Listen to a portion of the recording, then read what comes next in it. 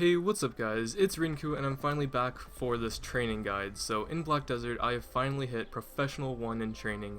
I just happen to be the top on the server right now. It's pretty awesome, and I figured it's finally time to share all my secrets and all the things that I learned from actually playing. And there's some guides out there, there's tons of guides out there for everything, but there's not a lot of guides for training that teaches you how to level it efficiently and do all these other cool things that I learned along the way. So I'm finally here to show you all. If this guide is at all helpful, feel free to leave a like, subscribe if you want some more videos, and I don't normally ask this, but I have put a ton of time in training and a ton of time in discovering things for this guide, so the donation button is always in the description if you just want to drop $1 in there. So without further ado, I'm going to get to the guide.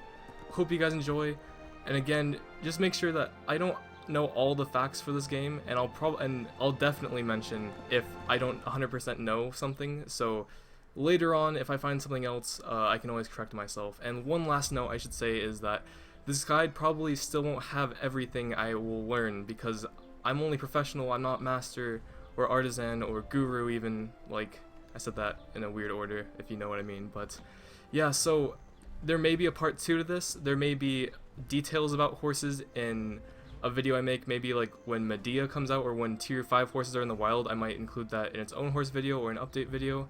And yeah, if there's any small corrections, I'll try to put them in annotations, but feel free to comment if you know anything else that this guide does not cover. So without further ado, here's the guide. Enjoy. Alright, so one last thing I want to say while I'm editing this video is that the video itself just took way too long, and I was thinking about how I could cut it to make it shorter, but really everything I say is pretty important, and I spent a lot of time on this, so I didn't want to just cut stuff out. So it's going to be 2 parts, because each part is about a half an hour. They're going to be totally different parts. The first part is going to be items needed, or anything item related that would help for training. It also is going to include catching horses, their mechanics, and also the first macro that I use. And then the second part is going to be the stable interface, EXP rates, and the general information about wagons. So yeah, that is all. So if we start from the beginning here, training starts at level 1 obviously, and you get a quest to get a donkey, or you could buy one, or you can even buy a horse off the market, or you could even start with a horse if you have a special version of Black Desert Online. But if you have a donkey and don't have a horse, you basically level that donkey up to level 5, and then you can capture a horse, and that's really where training starts. So wrong vendor. So once you get training, you can obviously, or once you get a horse or donkey, you can put it in the stables, obviously. Each stable has, I think, 3 by default, which is pretty important. Every stable has 3 by default. And you can upgrade it by, if they have houses, you can get a ranch, and Calpheon, for example, has 1 ranch. You can upgrade it 5 times, and you get 8 total horses here. And this is the only ranch I've really bought in a house, but it is definitely useful that each ranch already has 3. The next thing you're going to need to know is that before catching a horse, you're going to need items, and one of them is optional, but let's just go through the items. So you're going to need a rope to capture the horse. You're eventually going to need carrots to feed the horse, and if you want a better chance of getting a horse, you'll want to bring a lump of raw sugar. I call them sugar cubes, but bring them with you while you go to train. So to get the ropes, you buy it from any stable master. Not the stable, but the shop. And I'm pretty sure this is the only place you can get it. I don't think there's any better ropes. I think this is just that. And it says Training Beginner 5. It should be noted that on the NA and EU version that you do not have to be level 20. If you play in the Korea or Japanese version, you do have to be level 20, I believe. But in this version you don't. You just have to be level training 5, so you could be combat level 1. That's pretty nice. You can also buy carrots here. But if you notice, mine are blue. If you want better carrots, which heal a ton more, you can see 7,500 energy versus 1,500 energy. You can grow them, so you can buy carrot seeds off the auction house or whatever. Then you get special, then you get rare, which are the blue ones, and blue ones are the best, obviously. So that's that. You can also make carrot juice, but I read the tooltip and I haven't actually made it, but I'm pretty sure it only increases HP. So if you're in combat, and I also think it shares a different timer, so you can click, I think potentially you can click the juice and the carrot. I don't know about that. I've never made carrot juice. I'm not into combat on the horse that much. Maybe a future episode, but that is the thing. But the carrot juice, like I said, only increases HP to my knowledge, so for training and stuff, it's not needed at all. It doesn't help you at all unless your horse is actively getting damaged. So that's the second item. You don't really need the carrot to capture a horse, obviously, but you'll need one to keep its run energy, which you'll need to get level up. So that's why I mentioned that. And the last thing is the sugar lump. So you don't need a sugar lump to capture the horse, and I'll capture a horse live with you guys here, but when you go to capture a horse, there'll be a brief time where you can use the sugar cubes on it before you get to it, and you can get the sugar cubes by making them yourself or buying them off the auction house. So if you click on NPC and then on cooking, no matter where you are in the world, it'll auto path you to the nearest cook person that will sell you anything that you need to make that specifically. Obviously, if you're not in a town like I am, you might be auto pathing for a very, very long time, but pretty much anyone that I know that is a cooking vendor that it'll auto path you to sells the shit you need to make it. So when you're here, you're gonna need raw sugar. Now, there's a lot of guides that say like brown sugar or just sugar, but sugar and raw sugar are different, and brown sugar I think is a translation of raw sugar, so don't get those mixed up. So anyways, you need 10 raw sugar and 1 mineral water. I'll buy it for you, to make 1 sugar cube. So usually I get them in 50, like quantities of 50, so 500 sugar, 50 water, and I usually make about 100 because my processing level is, what is it, apprentice 8, soon it'll be skilled. And also, if you didn't know, it goes beginner, apprentice, skilled is blue, professional, then artisan, then master, and master goes all the way up to 30 instead of 10, and then guru, and I think guru goes all the way up to 30, and I don't think there's anything higher than guru. I don't even know if there's a guru in any skill in NA or EU, or if it even exists, but I believe guru is past master 30. So got all this stuff, you go into heating, which is not simple cooking, it's not shaking. I keep always thinking it's shaking, but you go to heating, and is it? Alright, so the reason why I stopped is because I'm super dumb. I literally said buy the raw sugar, and I bought regular sugar, so buy 10 raw sugar, we're done. Go into heating, we're done. I'm probably going to leave that in there, but hopefully I'll add an annotation so I don't seem too stupid. But you guys get what I was trying to say there, and that should give me lump of raw sugar. So yeah, once you guys have all that, I mean, hopefully like you guys know how to do everything I've gotten to so far, you can actually go on to catch your own horse. Now, catching your own horse is not as simple as just doing the minigame and catching it. There can be a lot of situations and a lot of problems and a lot of things that really aren't explained, so I'm going to go try and cover everything I can possibly think of. Before we catch a horse, however, there's 2 last items you may have before catching a horse. So we have 2 outfits that you can get.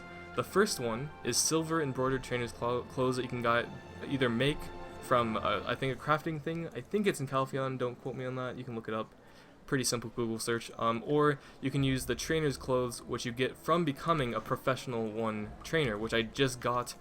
I think it's tradable since it has a price. No, I don't think it's actually tradable. It doesn't have a marketplace price, but I don't know how you'd get it any way else, but it does say you only need 10 skilled. Well, you need 10 skilled, but you get it at professional 1. That's only 1 level difference. I don't get it. Why doesn't it just say professional? But so the question I have, so this is a question I don't know for a fact. I'm just gonna tell you what I think it means, and then you guys can tell me in the comments if there's an answer that I get for that's for sure. I'll leave an annotation here, but I'm just gonna talk about the difference between the 2. So let's first talk about the one that you can craft from the beginning. You don't need any trainer level to wear. It increases your movement speed by 1 and your horse experience gain by 5%. I assume that means that your horse, and only your horse, gets an increased experience rate of 5%. Now this one, I just got a professional one, it says training experience plus 10%. So I would think that would only affect my training level and nothing else, not the horses at all. But then I read the tooltips. The tooltip for this one says when equipped, this increases the chance of taming wild horses. That's a pretty interesting tooltip, so that's really useful.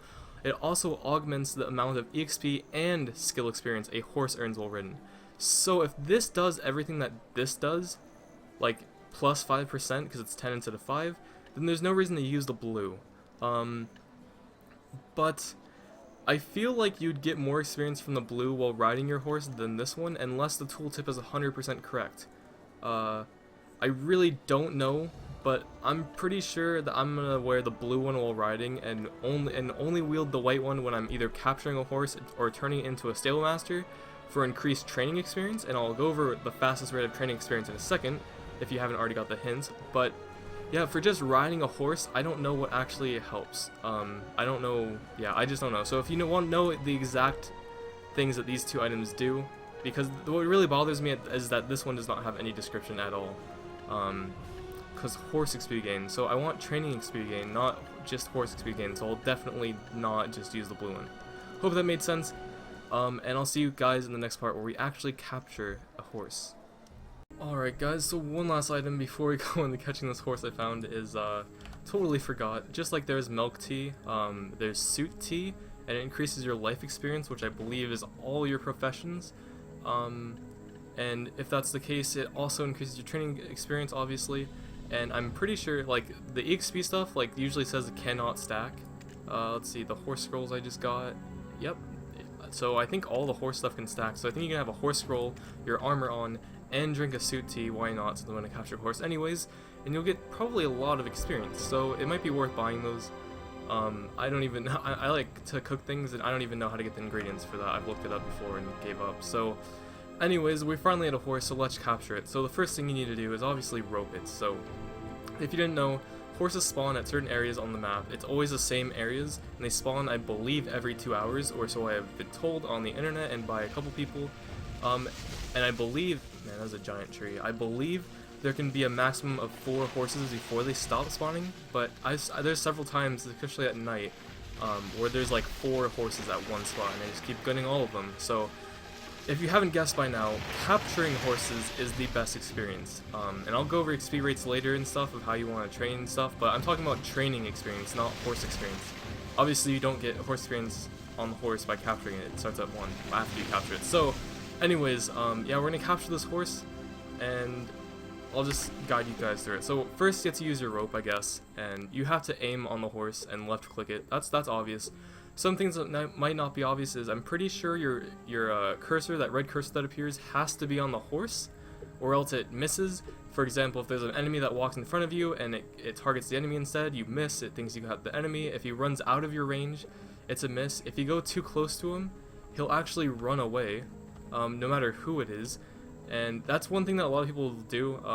They'll like see you capturing a horse and they'll run right to it before you can rope it, so it runs away. And another example is if I throw this rope at him and he runs in a direction out of my range, then it will fail instantly also. So that's something else to keep in consideration. Another thing is if he goes way out of the range of where he spawned, he'll eventually run back to where he spawned, just like that, and he'll go at a certain speed, and walk back to near where he spawned, and then he'll start to run away again if someone comes too close. So that's kind of how he moves. That's a little bit more in depth than I've ever seen in a guide. Another thing is kind of opposite from monsters. Normally if you attack a monster and then you like run out of the range and he starts running back, I don't think, maybe you can right away, I guess, but there's been times where I haven't been able to damage an enemy because he was running back to his spot. However, that's not the case. You can see he's running back to a spot right now, and I just captured him. So this is something else that I'm going to go over. After you have him grabbed, and it's perfect that I got him so close, he's grabbed. And actually, I'm pretty sure he doesn't do anything if you stand still. You actually have to start moving for him to trigger his any effect. And the reason why I actually captured him so close was to prove something. One, that you can capture him while he's walking back to your spot, which is useful if someone just ran and made him run really far away. Especially if he then fails and the horse runs back to the spot, you can just snipe him. And 2 is, there's some such thing as capturing a horse too early. I'm actually curious right now. I've never tried standing still and then capturing it. So we've stood here for quite a while. Let's see if it says I captured him too early by just walking up to him. Push R. Failed to tame. So I failed to tame him, but it didn't say too early. So that's probably a tactic you could use if you're trying to capture a horse and you come too fast. But something else I like to do is capture him, and let's say you captured him too early. Well, first of all, I should talk about that. So whenever he jumps up, you're going to need to do this minigame. And pretty straightforward. So you have to mash the spacebar for 10 seconds. It's actually 11 seconds, counting the 0. And you have to do that every time. So if I'm moving, no matter what direction I'm moving, he has a chance to do that. And as you saw earlier, if I'm standing still, he doesn't.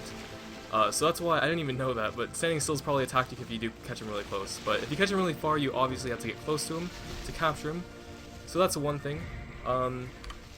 If you wanted to, Now that I know standing still makes it work, so it doesn't matter, but if you do capture him super close like this, you could always walk in the other direction, and like you could, if someone's coming to PvP you, or no, not PvP you, because I think he could still attack me right now, but if he is coming to steal your horse, you could piss him off and just like walk in other directions. You can't walk backwards, but you can walk and then change your direction, and he'll still do his little mini game, and you can just keep doing that.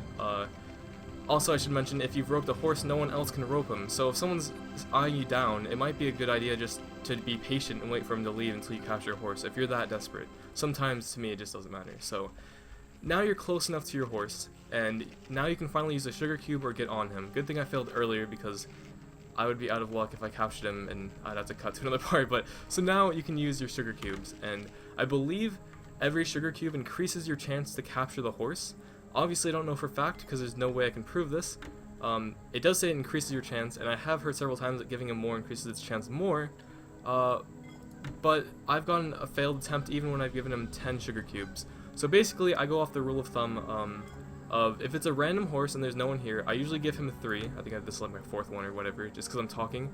But I usually give him 3 and try.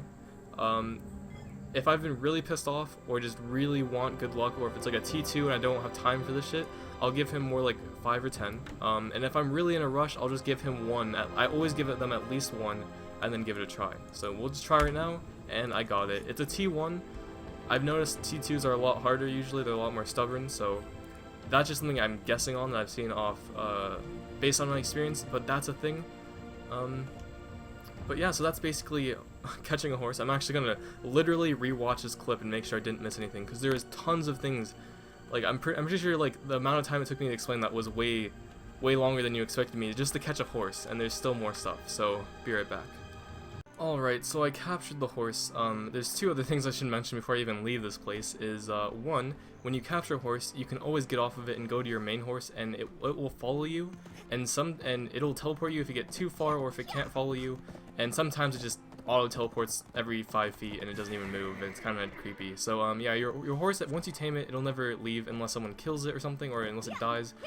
And then you can just ride your main horse back to the stable and turn it in. Another thing I didn't mention is that macro I was talking about. I own the K65 RGB from Corsair. So I'm going to be putting the macro literally in my description. So I think if you use any Corsair keyboard like the K70, K90, or probably even the Strafe, you can probably use the same macro, or Google, I know for the lighting effects I had to use a program to change it from K70 to K65, so if you need the same thing for macro, I'm sure there's a program out there that'll convert it if you own a Corsair keyboard. If you don't, you can literally just make a macro, record my actions, then jam space for 10 seconds, and then hit stop, just like I did. So, yeah, and also my other macro will be in there. I'll describe that in a second. It'll be later. Okay, so anyways, we got to the stable master. We have our trained horse. You probably didn't get very much experience for capturing it, if any at all. I don't even know if you get experience for actually capturing it, but in order to tame other horses, you of course have to turn it in, and when you turn it in and you have to name it, and it has to be a capital, so we do capital G because it's the closest thing my hand's next to, and then okay, and oh, we can't do numbers, so we're just gonna do that again, and I fail, and there we go. Alright, so that's what I do for all my horses, even the ones I sell. Kind of sad. Oh wow. And so the other one I told you I deleted for sure, and this one is actually a rare case. So this actually goes to the money making method, I guess, in horse trading. So if you want to make money, you can sell your horse at the market, and I guess I'll go over all the things that you have to offer in Stable Master. So you have your current horse. You just saw my trained horses in addition to your current horse. When you turn it in, you can't take it out because you already have one.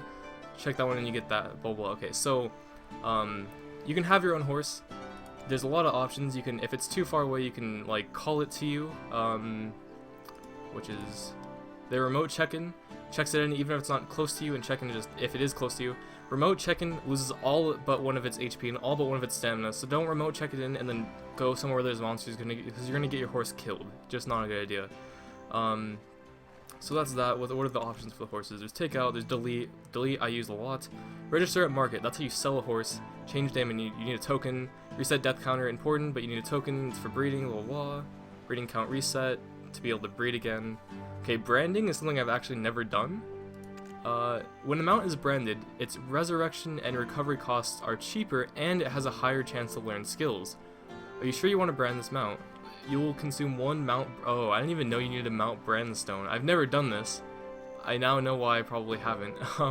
I didn't do it because I thought it like made breeding bad or something. I was like, there has to be a catch. It's like, there's no way you could just do that and get free skills. But no, you probably need to buy something, and it's probably not in the game. So that's that. Alright, and change appearance. This is fucking awesome, but it's not in the game yet. If it was in the game, I would already own, I think it was this one. Yeah, I'd probably already own that one. Very cool. Very, very cool, but it's not out yet, so. That's, sorry for my ramble. It's 3 minutes of nothingness, but register at market.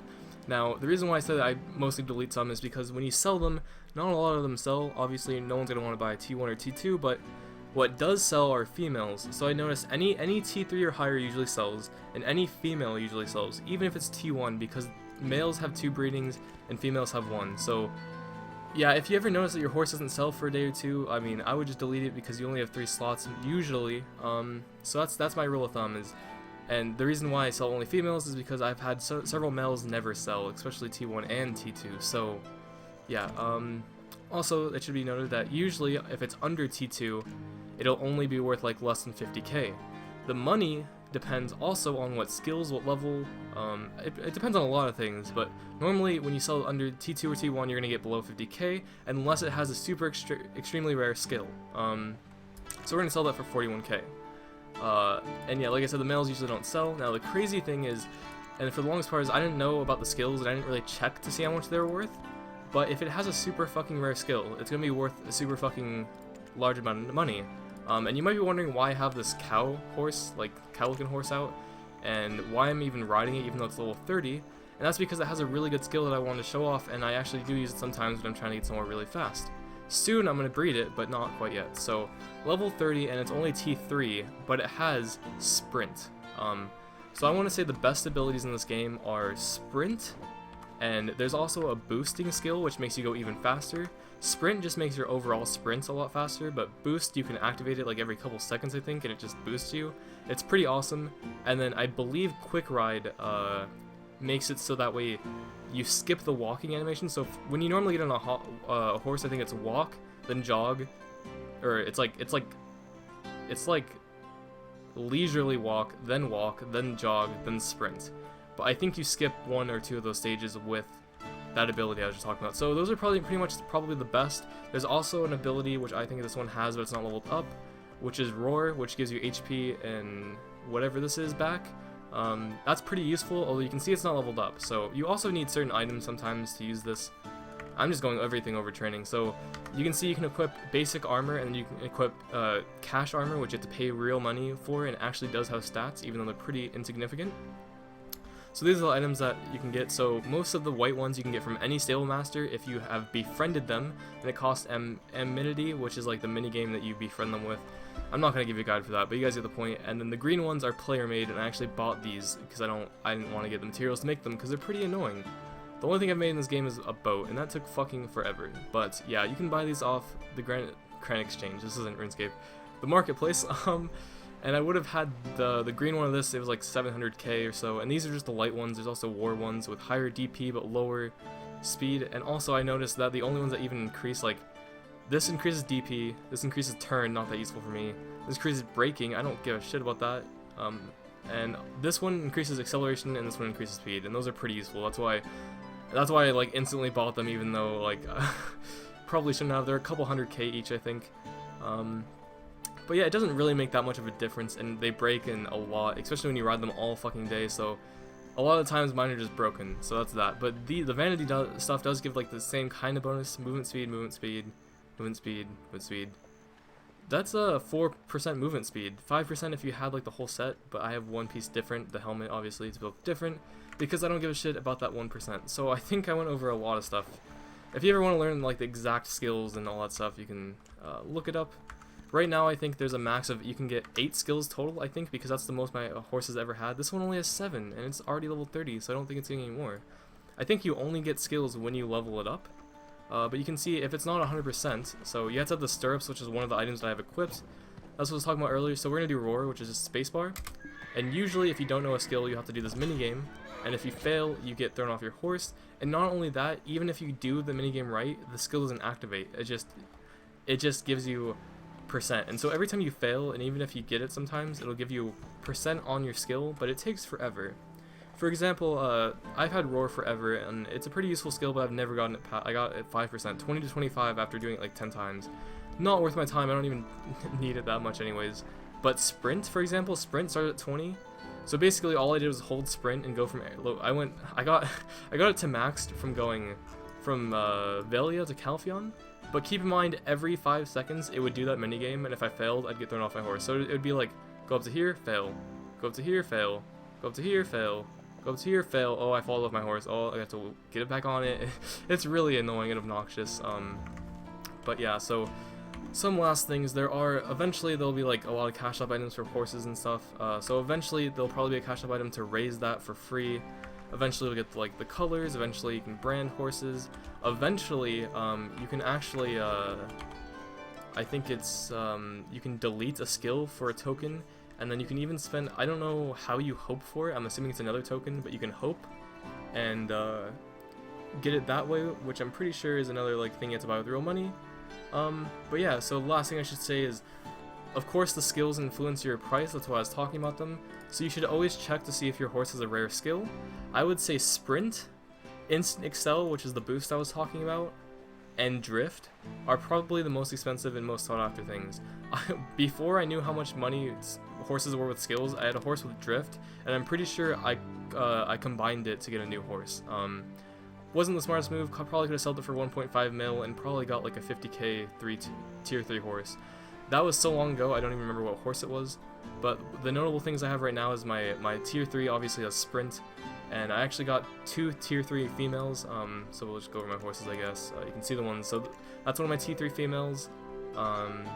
This is the only T4 I have, and I'm not leveling because it's male, and I already have a T5 male from getting the game. And eventually I'm going to reset its deaths. It's the only horse I've ever had die because it was my first horse, obviously. And here's, this is a really shitty T3.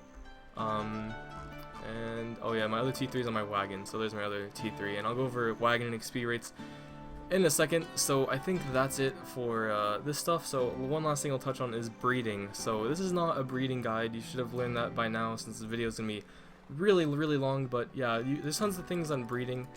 Basically, a couple of things I learned is if you breed T2s and you don't level them at all, like they're all level 1, even if you haven't killed them, and you breed them for a T3, you'll get a T3 always, but you'll always get a male. It's pretty interesting. I was going to try and like breed without training them all, because training takes a lot of time, especially when you're capturing like 100 horse a day, like maybe not 100, but more like 30 horse a day like I am. You want to breed all of them, but you don't want to level them all up, and you just don't get good results. I tried breeding level 2s without leveling them at all for a while, and then I would sell the T3s I got, and they would sell for like less than 50k, and they would every single one of them would look like this. So there are different rarities of horses, like this cow one is not the rarest of them all, you know, like it's okay for a T3, and depending on their color actually depends on what % speed they are because of the different rarities, and there's actually T2, so one other thing I should go over is the T2s and T1s always have the same colors, so when you're in the wild you can know what a T1 and T2 is.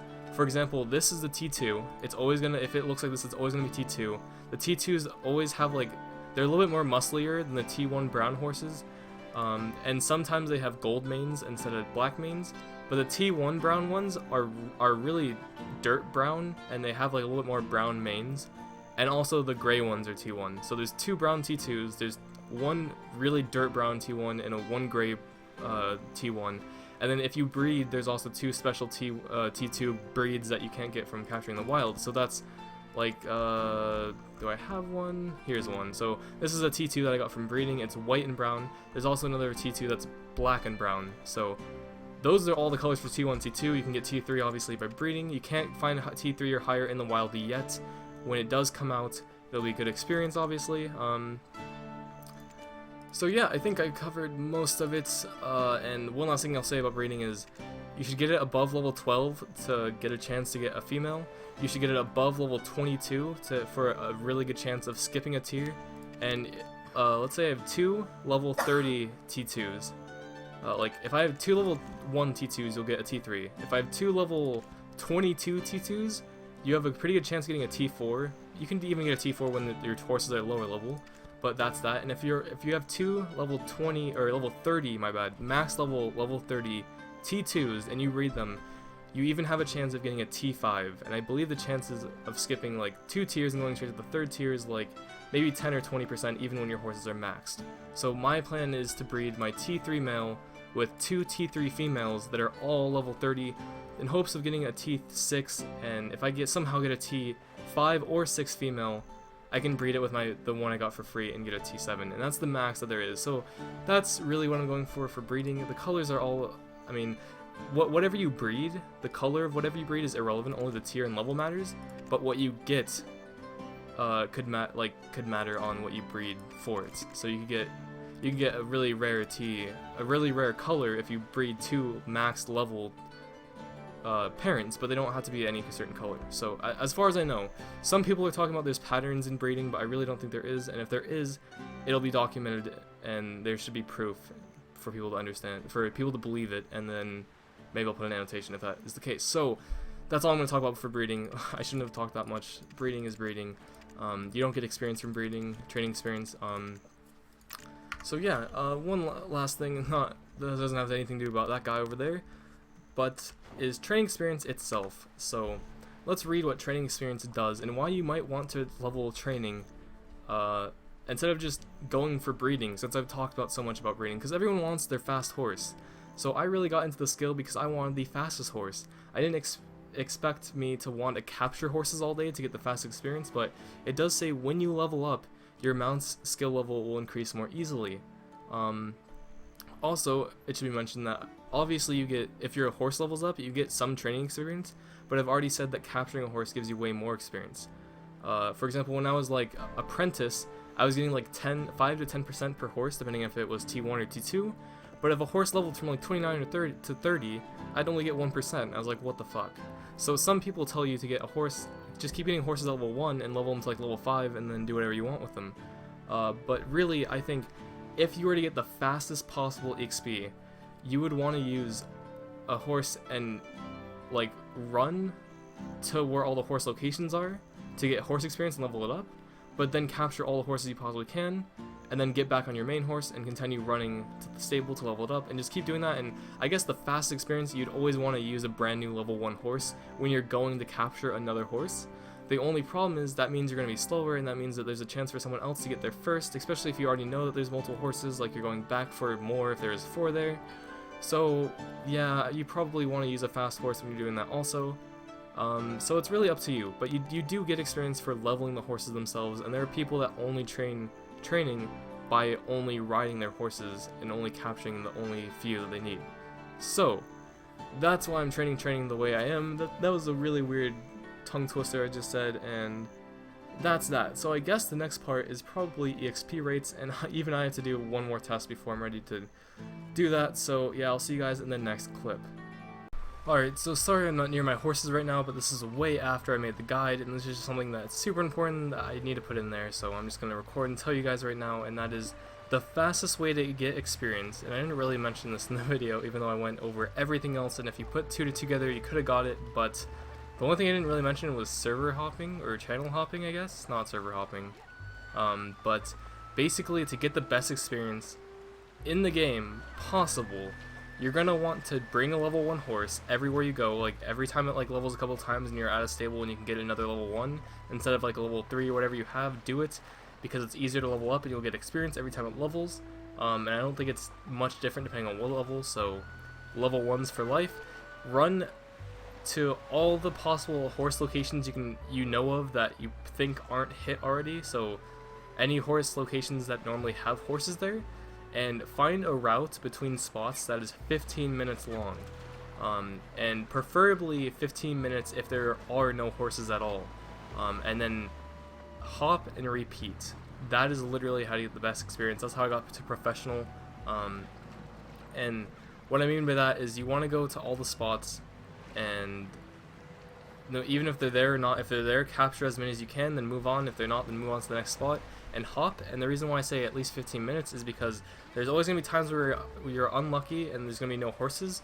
So if you have 15 minutes of stuff to do, you check all the spots, there's no horses. If it's been 15 minutes, you can hop to the next channel and try again. If it's only been like my normal route's only 10 minutes long, because it would take a lot of time for me to go to another spot outside of my route. So after 10 minutes, I usually like autopath for 5 minutes or so and then hop, because it's faster for me to do that than to go like spend 10 minutes getting to another spot and then going back to my route again. Of course, if you have that one spot that's always perfect, you could just hit that one spot, do some quests or something, train at a different profession, and then 15 minutes later then change. So yeah, really hopping channels is my secret, I guess, but that should be common knowledge for anything that has spawn rates and stuff.